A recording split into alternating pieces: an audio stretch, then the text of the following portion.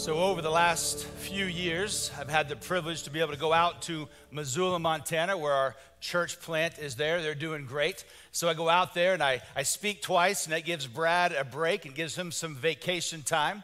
But also while I'm there, I go there and I have the ability and some time to be able to pray, to make sure my spiritual life is in sync. But then also beginning to pray about the upcoming ministry year of what's going to be happening and what God is doing in my life and in the lives of our church. And really, what is God saying so that we can have some direction for messages. And I do some message prep. It's a study time for me. So it's an incredible time. But one thing that I've also done for the last 3 years, I go by myself. I call it forced seclusion. As an extrovert, I really don't like being by myself. I usually, if I'm by myself, I end up talking to myself. But I have forced seclusion, and I go on a hike, and there's this area on the hike, have a picture of it behind me, where I can hike up, and it's really not too far of a hike, but when I get up to the top, I'm literally sitting right here. That's me taking the picture. This is Missoula in the background, and so I've hiked up here. Brad tells me that during the winter, this is their sledding hill that they slide down, but you can see all of Missoula in the background, kind of down in the bowl. And so as I'm praying this year, I'm praying for Brad and for Margaret and our church plant there in Missoula, and I asked the Lord, how do we reach this city? How does one Missoula reach this city? Because although it's a very Western, conservative type town, it's a very non-spiritual town. And the more I'm there, the more I see the depravity. The more you see there's no spirituality. There's not a lot of Jesus in Missoula. So Lord, how do we reach that? And as I was praying through that, I feel like the Lord was saying, not only is that city that way, but many of the cities, the city you live in, Kenny, Charlotte is now just like that. It's a place where evil is rampant. It's a place that needs Jesus. It's a place that's not like 45, 50 years ago. And so I kind of got that, and I was praying through, well, Lord, then how do we reach all of these cities? How does one Missoula? How does Charlotte? How does our new church plant in St. Petersburg? How do we reach these cities? What do I need to know going forward, especially for this year for Team Church? And I'm just praying and I'm just listening. And the idea I got, the word I got was this word courage. Courage for the gospel. The courage for the song we just sang. This gospel truth will not kneel and it will not faint. And that was the word, that was the idea that I was beginning to sense. And felt like this is the idea of saying, you know what, there's going to have to be choices. Now in America, in cities, people are going to have to choose. Every Christian's going to have to choose. Every family is going to have to choose. Every church is going to have to choose. Just like Joshua told his people, choose you this day whom you will serve. And so with that, I want to walk you through this story in Joshua chapter 24. Joshua has taken over from Moses. We're starting a new series next week on the whole life and ministry of Moses. But now this story, Joshua has taken over for Moses. Joshua has led the nation of Israel into the promised land. They have divided up into 12 tribes, 12 communities. They are kind of self-governed. They're a theocracy. They're governed by the Lord. And now it is time for Joshua. He is getting ready to die. And everybody has kind of taken their locations, and now in the promised land, everyone's doing life. Everyone's having their cities. Everyone's having their communities. Everyone's having their families. And Joshua now is going to remind them where they've been and now that they must choose. Because the choices that they will make will set everything in line for the next couple of months, years, and generations. Joshua chapter 24, verse 1. And following. Then Joshua gathered all the tribes of Israel at Shechem and called for the elders of Israel, their heads, their judges, and their officers, and they presented themselves before God. Joshua said to all the people, this is what the Lord, the God of Israel, says. From ancient times your fathers lived beyond the Euphrates River, namely Terah, the father of Abraham and the father of Nahor, and they served other gods. I'm going to come back to that. Then I took your father Abraham, this is God speaking, then I took your father Abraham from beyond the Euphrates River and led him through all the land of Canaan and multiplied his descendants and gave him Isaac. To Isaac I gave Jacob and Esau I gave the Mount Seir and to possess it. But Jacob and his sons went down to Egypt. So Joshua's gathered everybody, and he's reminding them of what has happened. As a matter of fact, over the next couple of verses 5 through 12, he will remind them, and God uses the phrase, I did this, I did that. And he's getting ready to challenge them. Your fathers, the generations before you, they served other gods. And I want to pause for a second and make sure we understand this word serve, because Joshua is going to use the same Hebrew word all the way through the next couple of verses, and we must understand what it means. To serve the Lord, here's a definition for you, is fully devote your life to God and his ways, irregardless of cultural opinion or personal persecution. You see, throughout this, in these phrases, he's not going to use the same Hebraic word for worship, which means I came and I worshiped the Lord, or they worshiped an idol. He uses a completely different word, and it's this idea of worship, but it's more this idea of serving, but it's this complete idea of the life that we live is fully devoted to the Lord and his ways. So Joshua is reminding them, your forefathers, they served other gods. Their daily life was for other gods. But this cannot be for you. In those verses again, he tells them all the things that God says, I have done this for you. I have done this for you. And the very famous verse is coming up. We pick up the story in verse 13. And I, God is speaking again, gave you land on which you had not labored and cities which you had not built, and you have lived in them. You are eating of the vineyards and olive groves which you did not plant. Now, therefore, fear the Lord, and here's that word, and serve him in sincerity and truth, and do away with the gods which your fathers served before the Euphrates River and in Egypt, and serve the Lord. That's what your forefathers did. Didn't work out for them. Here now, you must serve the Lord. Worship the Lord with your life.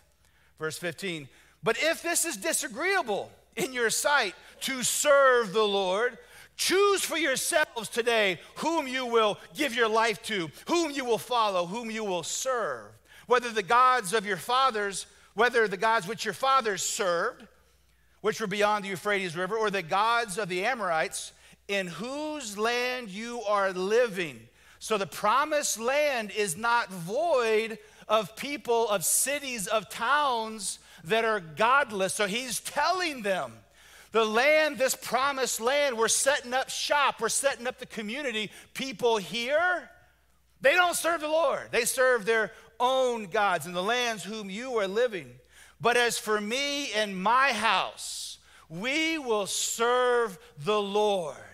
Joshua says, for me and my family that I'm responsible for, we're going to go over here and we will live for the Lord. We will serve the Lord, but you're going to have to choose whom you will serve, and the choices you make have huge ramifications.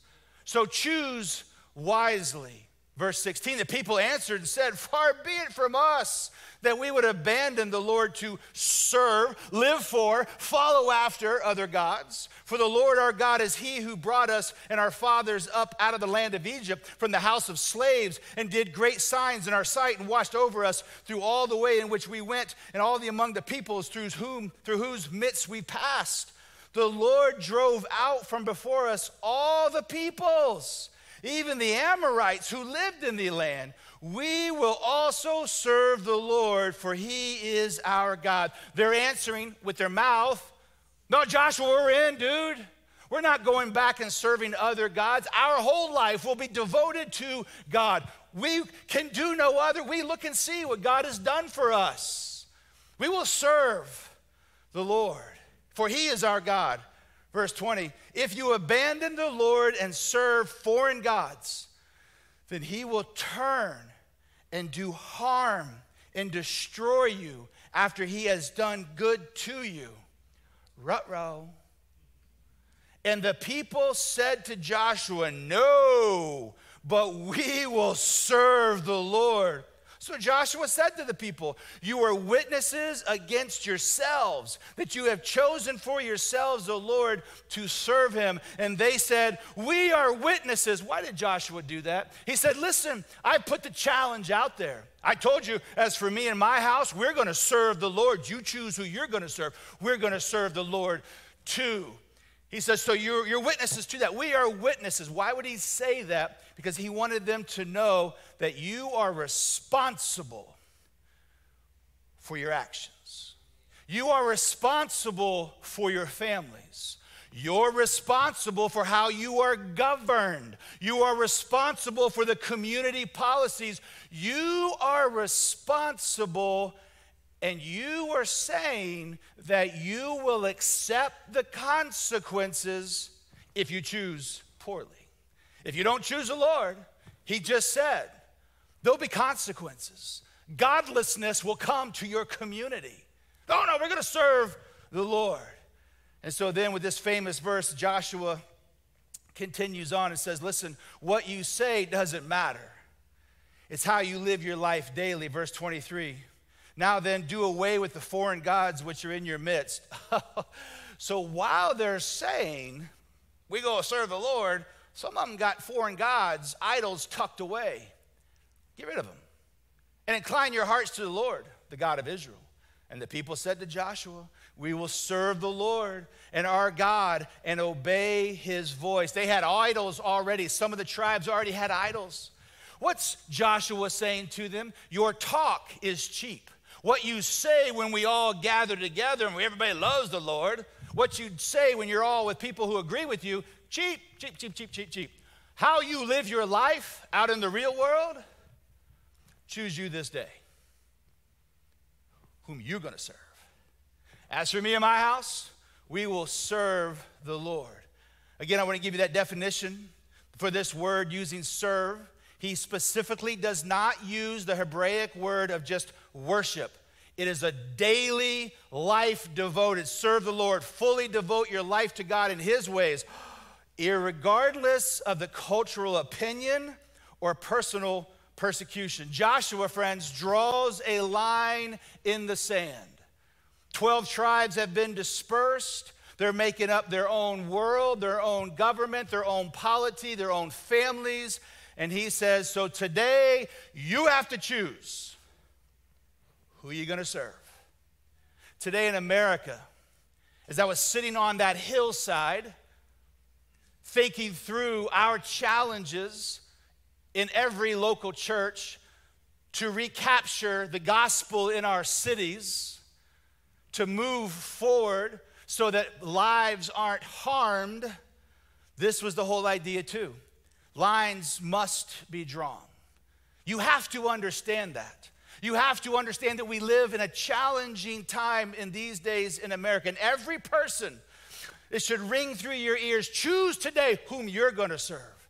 Every family in your neighborhood, on your cul-de-sac, choose today who you will serve. Every church body, every generation will have a time that they will have to choose you this day who you will serve. And this is vital, and it sets the course for many years. We have so many new young singles, young couples, many of them starting families right here, right now. And I will tell you this, having been right here for 25 years, choose you this day whom you're going to serve. Because as your kids grow up, they're growing up in the land of the Amorites. They're growing up in a land that is different, way different than our grandparents grew up in. So choose you this day, young couple. Choose you this day, young family, whom you will serve. Because it's going to make a difference when those kids, and we've all been watching on social media, everybody's going off to college, putting their kids into the theater, going off to the military, everybody's leaving home. That's what happens. They leave home. Choose you this day. How are they going to leave your home? Choosing to serve the Lord takes some things that we must get ready for. Choosing to serve the Lord takes relentless courage. As I was sitting up on that hillside, looking at Missoula, meeting with Brad, meeting with the church leaders, they're doing so well, but it's a tough area. And many people come to the west. They go to those kind of places because like the cities are burning, we're just going to go do our own thing. And they escape to a mountain place. They go off the grid. I'm just going to be with my family, which sounds so cool. Looks great on Instagram and Pinterest. It's probably very good and smooth for your individual family, but it doesn't save the city. It takes courage.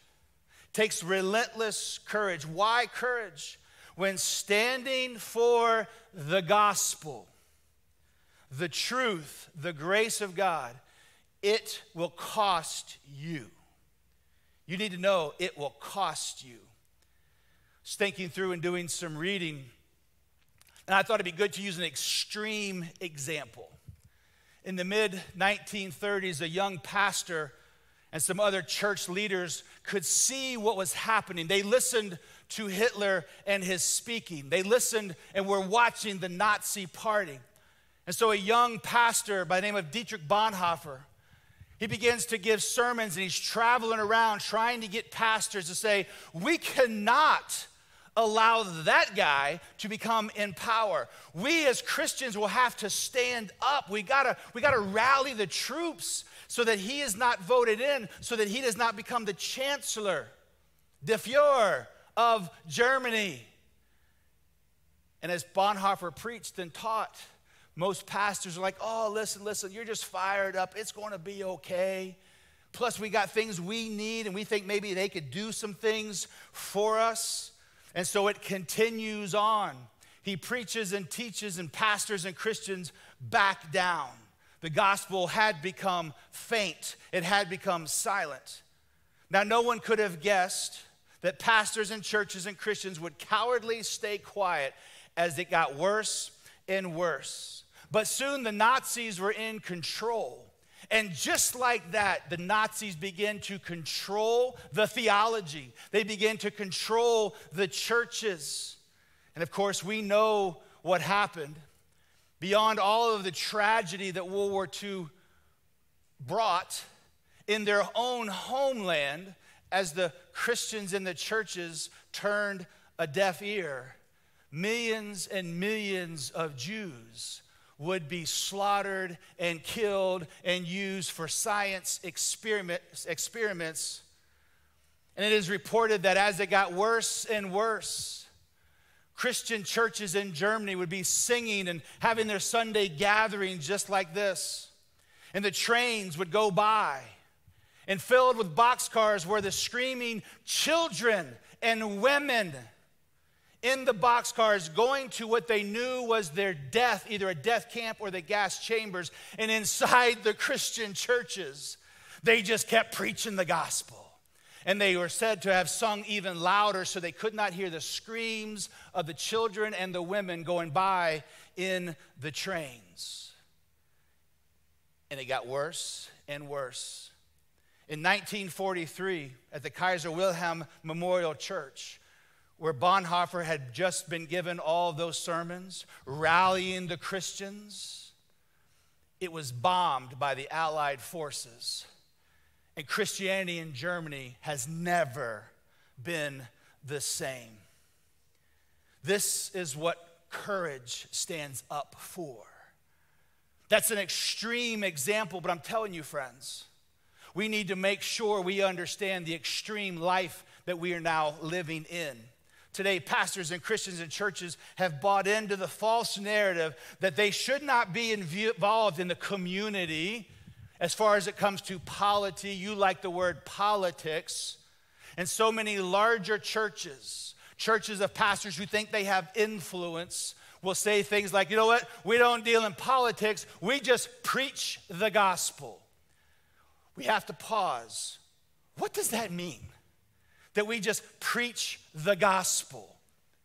Preaching the gospel. What gospel are you preaching, and what does it do? Joshua says it's serving your whole daily life. So these churches, many of them have coffee bars in their church. They have sports leagues. They have all kinds of other things. And yet they'll say, we're just preaching the gospel. Is having a soccer league preaching the gospel? The way we see it, the way they really see it, is absolutely.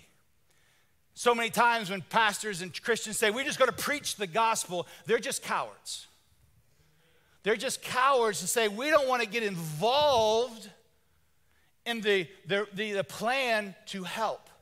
Over the last couple of weeks is Landry Kate, whom we've adopted, many of you know. She's getting older, bigger, talks a lot.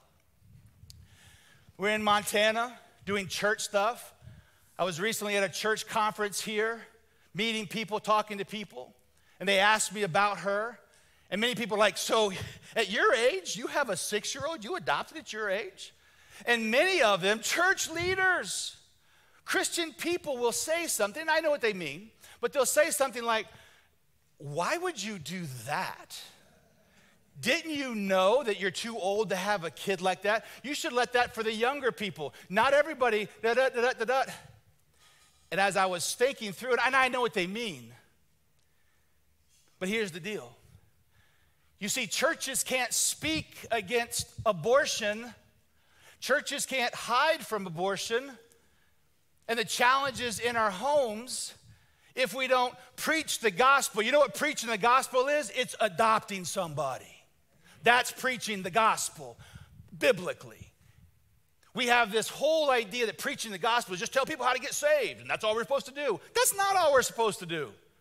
We teach people how to come to Christ, and then we disciple them. That is the full intention of the gospel. It is nonsensical to say that we should not get involved in what is happening in our community, just preach the gospel. The gospel of Jesus, friends, that does not transform you and your community from the inside out is weak, cowardly, and irrelevant. Anybody who says you shouldn't be involved in the community and the policy making and trying to help out in that, they haven't read the New Testament with biblical eyes. How many, Paul, Peter, John, they all were standing up against the challenges in their community. How do we know that? Their tails were in prison. They're all killed. So why do people just preach the gospel? They don't want to be killed. They don't want to lose what they have. This is the challenge. Listen, friends, the same people who criticize German Christians, which we should, and Southern Christians for slavery, which we should, the same ones that criticize that are the same ones who say Christians today should not be involved in helping to set community moral policies. You can't complain about what the Germans did to the Jews, what the Southerners did for the slaves, and all other things that Christians haven't done, and then do nothing about children being aborted or children not having the ability to think for themselves and having their sex and their gender completely change before age 12. And if your state doesn't allow it, there's some states that will allow that kid, just get here, and we'll take care of your surgery. You can't blame the other people, the other Christians, and we can't just sit by. The babies have rights to live. Kids have rights not to be sold for sex and sex trafficking, biblical marriage, kids having puberty blockings, enhancing shots, and God-given genitals removed. We will not be held blameless. Make no mistake about it. No one holds the German Christians, well, they didn't know. They were kind of poor. World War I was tough. Nobody looks back and gives them a break. We look at it and go, what were you thinking? Today, choose. Whom will you serve? These were biblical standards long before they were American policies. And we must choose this day whom we will serve. Why? Because all of heaven shrieks in horror when a kid, a young girl, is sold into slavery, sex trafficking. All of heaven shrieks in horror when the convention that will happen this weekend has brought in abortion trailers so that people going to the convention can get abortions on demand in that state. All of heaven shrieks. All of heaven shrieks when kids with normal challenges are encouraged to forever change their bodies, we will not be held blameless. We must have courage, relentless courage. Proverbs 31, speak up for those who have no voice, for the justice of all who are destitute. Speak up, judge righteously. I thought we weren't supposed to judge. No one ever said that in the Bible. Judge righteously and defend the cause of the oppressed and the needy. Make no mistake about it, friends. Choose you this day. If you choose to live out the gospel, it will cost you. Now, do I think the Germans in early, mid-30s, late 30s, did they know that millions of Jews were going to get killed? Did they know they were going to take Jewish girls and use them for sex experiments? Did they know that? No. They were just too cowardly to say anything. And then once the train got rolling, once Hitler's in control, they couldn't stop what was happening. They were just as shocked. I believe that. But their time to choose was too late. When the German Christians started pushing back, what happened? They were killed. Dietrich Bonhoeffer was killed for speaking up, for trying to stop the horrors of the Holocaust. Have you ever wondered how we got to where we are in the USA? How we ever got here? The conversations, and some of you are like, well, during the political time, I just stick my head in the sand and I don't want to hear it. You need to hear it.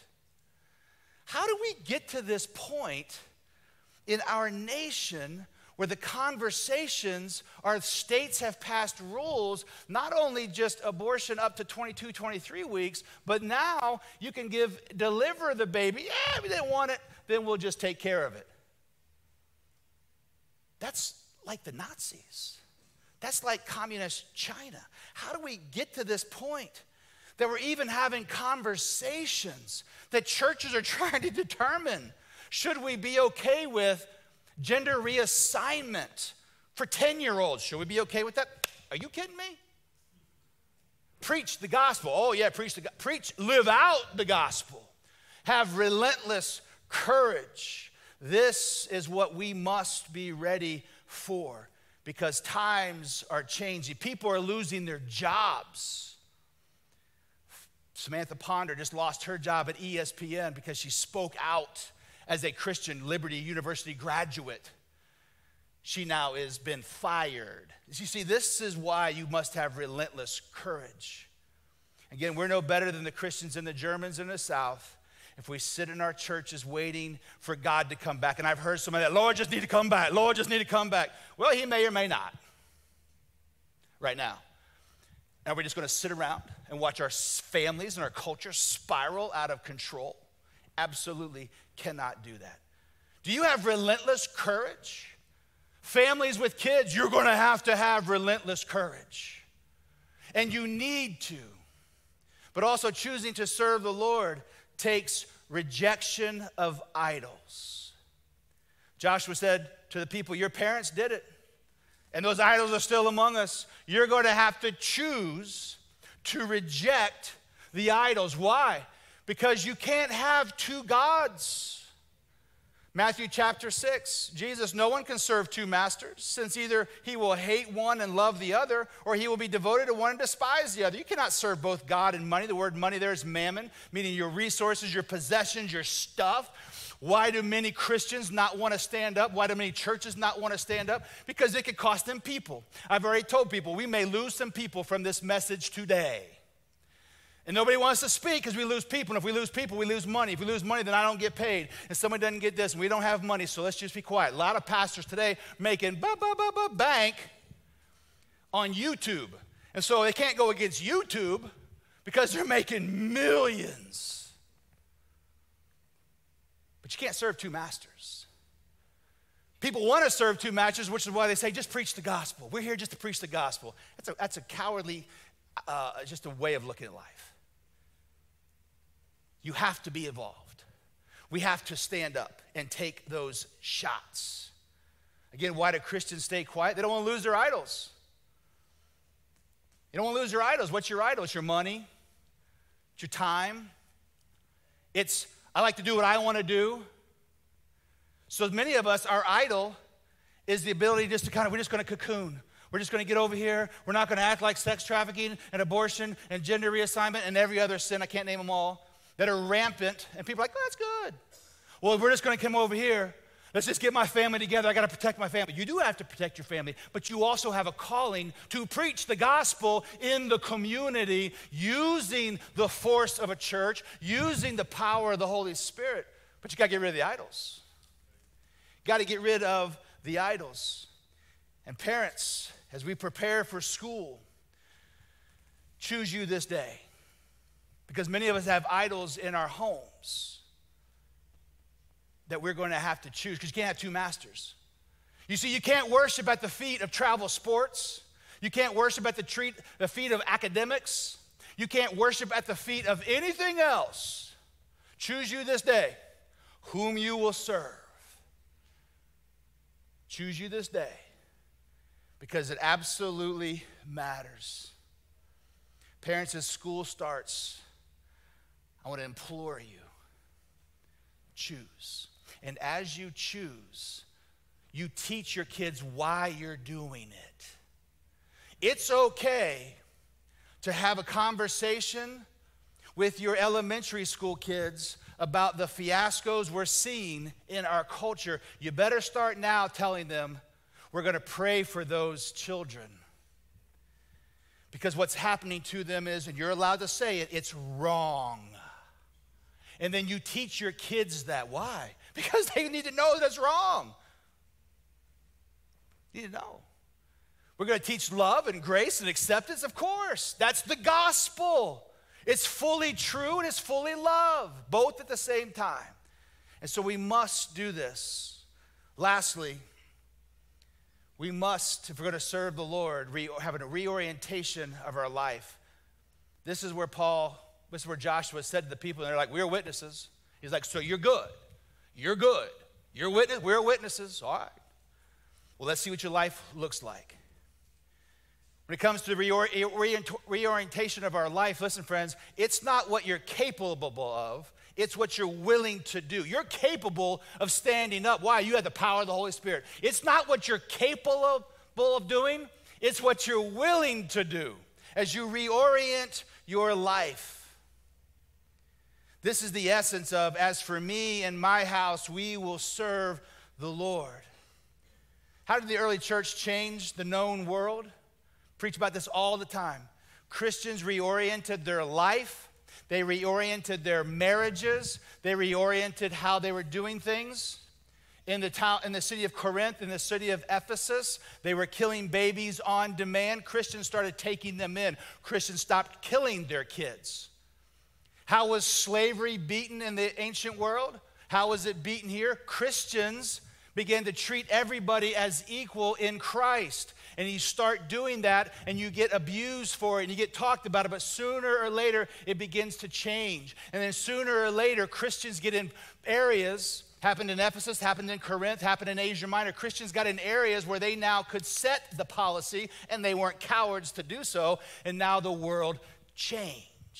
How do you change? You change from inside out. Remember, a gospel that doesn't transform you, doesn't transform your community, is weak, cowardly, and irrelevant. We must preach and live out the gospel. Now listen, I'm not responsible for people in Moses' time. I'm not responsible for the Romans who crucified Jesus. I'm not responsible for the Jews. I'm not responsible for the slavery. I'm not responsible for anything. I wasn't living. But I am, and if you're a Christian, you are responsible for your community now as we preach and live out the gospel. I had Trevor look this up. This verse that we used is a famous verse. But if you look at all the Pinterest stuff we put up here, you go to Hobby Lobby and, oh, as for me and my house, we'll serve the Lord. Oh, as for me and my house, oh, this is Pinterest. This is awesome. We'll tweet it. We'll quote it. We'll buy the little pictures. How come we don't have the first part of the verse? Because what that means is totally different than what most people think it means when they just throw that up on the mantle. As for me and my house, we're going to serve the Lord. Really? Are you witnesses to that? We are witnesses. Okay, you got this in your house, then you're a witness. As for me and my house, we will serve. Our whole life will have a reorientation around God. Our whole life will get rid of idols. Our whole life will be relentless courage to stand up for the gospel, to stand up for those who cannot stand up for themselves. When we look and we see the depravity of Charlotte and the area around us, there is only one group to blame.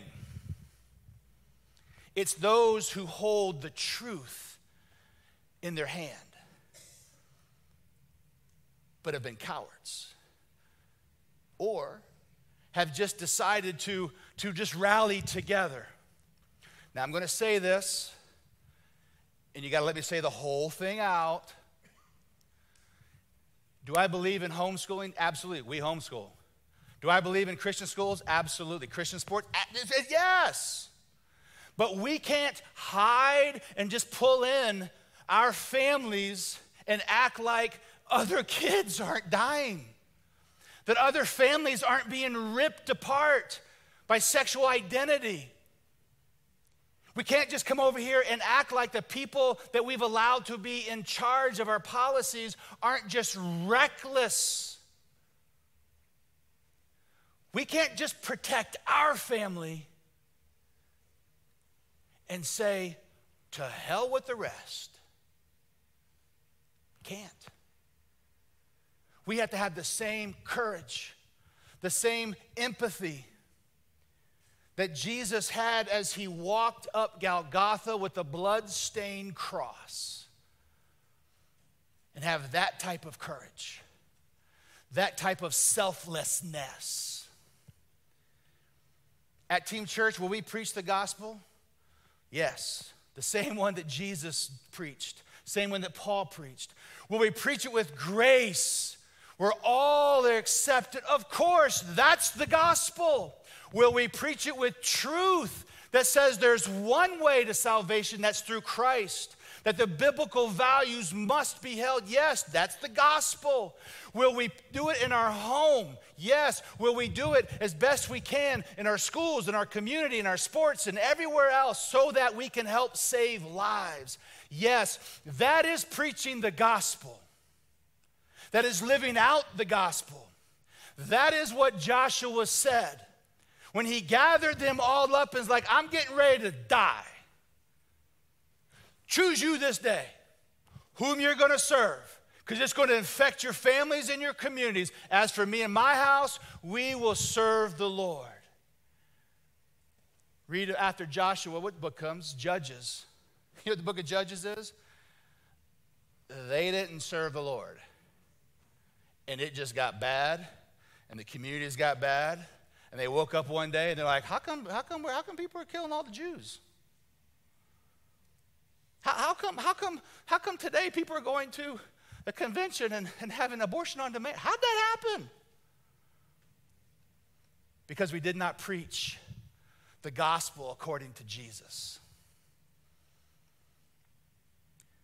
And so as we start a new series, as we start a new ministry year, heading into school, just know, like we always have, we will continue to preach the full gospel at Team Church so that your families can thrive. And as we gather, we scatter so that we can make an impact in our public schools, in our charter schools.